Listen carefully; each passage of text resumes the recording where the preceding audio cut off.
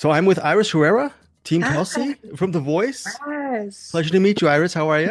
Nice to meet you. Thank you guys for having me on. I'm fantastic. So first off, I have a little bit of a complaint and a squabble, not towards you, but as far as bolstering you as an artist.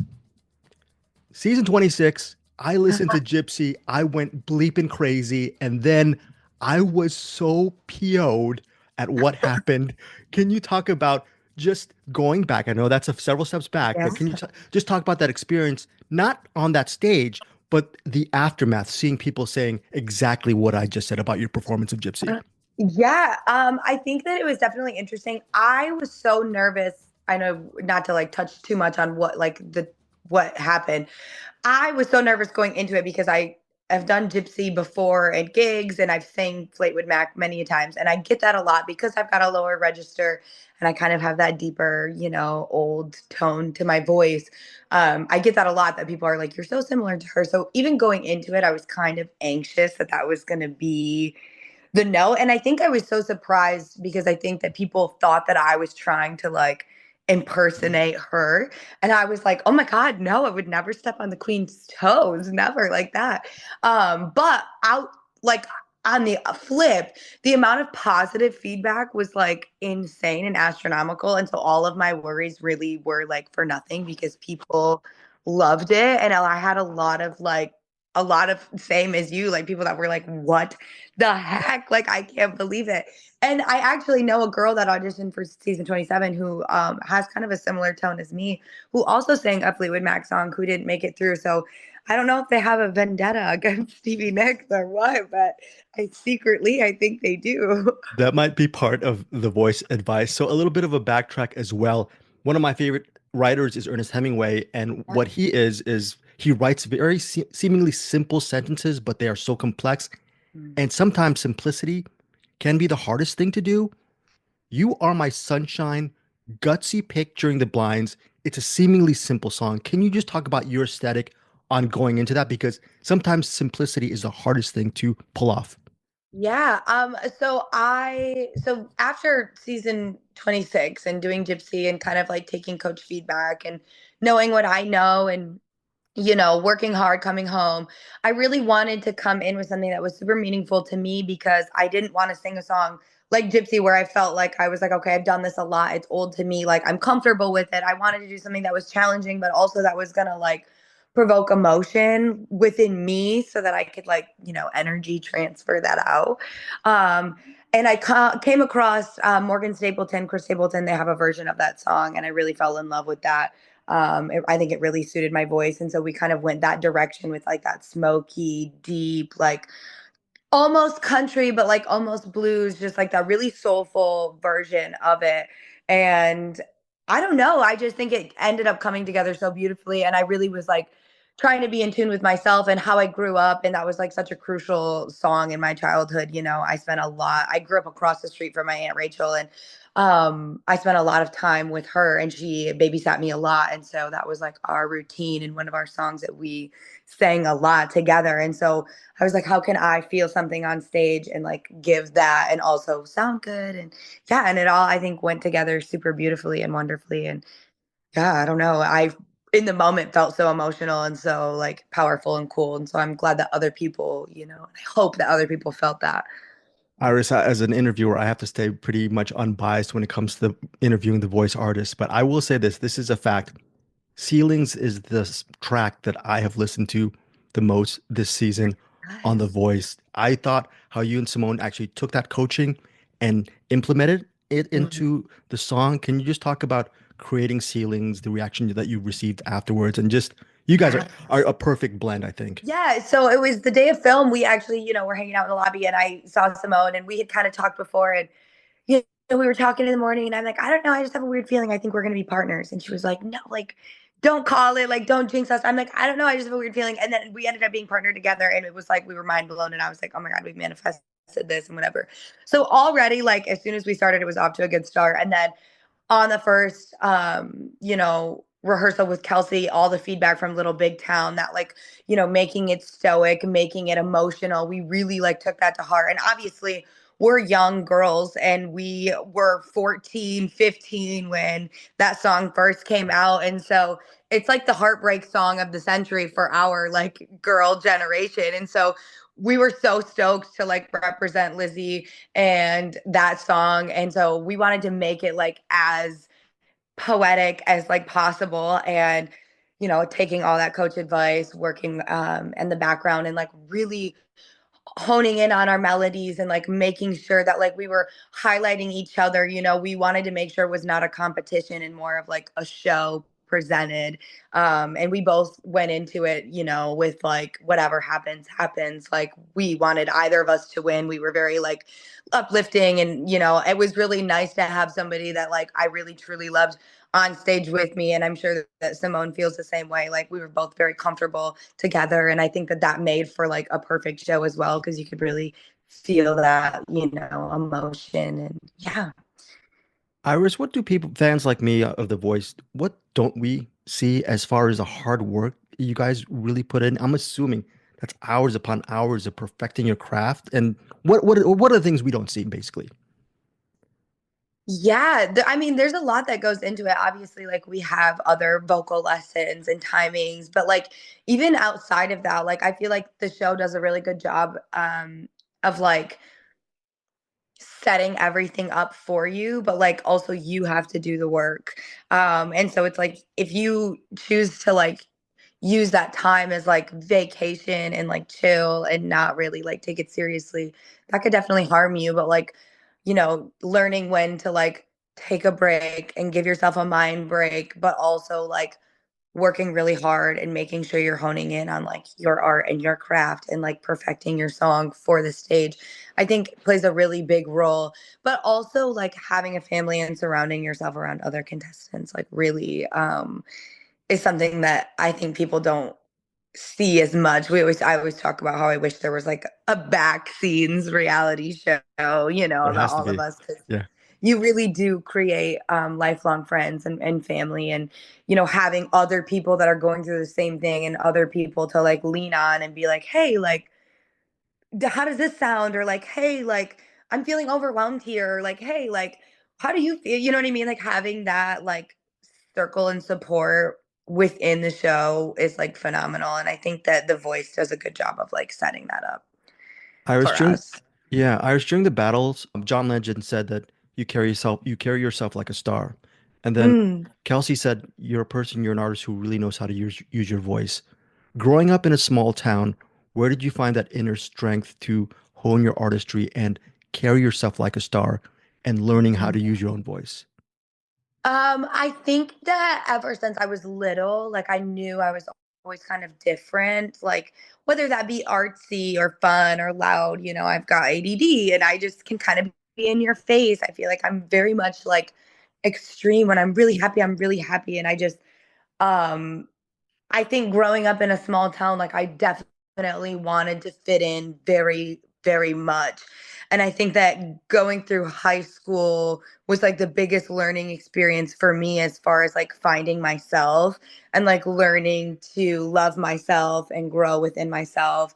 I really struggled trying to fit in walls and in boxes that I knew like I had outgrown and didn't really fit in. And um, going through that journey of just life and graduating and being outside of school and like deep diving into like myself as a person, like music and art, like that's what makes me happy. And I remember I used to dress very like dramatically to school, and I was always just like very outgoing and very outspoken and very just like, hi, I'm here, like I'm gonna do this because this is what I like to do, and I don't care if you don't like it, like I just like it. And I think that I have a really wonderful support of like women in my life who constantly are like boosting myself, not self-esteem, but like just as a woman, I think it's really important for us to like speak into our young, daughters and like women out there, and like making sure that, they're know that they are important and that they can do hard things and that they're worthy of like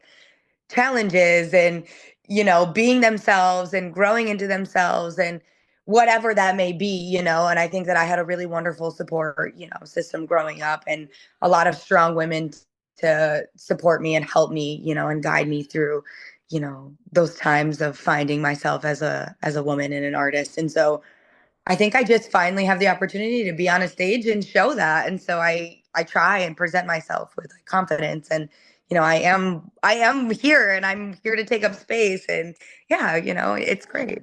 Part of taking up that space is I've learned, at least from season 26 and 27, that you have a ton of resilience and you Mm. also know how to really listen and take great insights and coaching into your artistry. What have you learned from Kelsea? Because I'm just an outsider looking in. It seems she's so really into you as an artist. What is it like to just have that kind of collaborator and guide throughout your journey?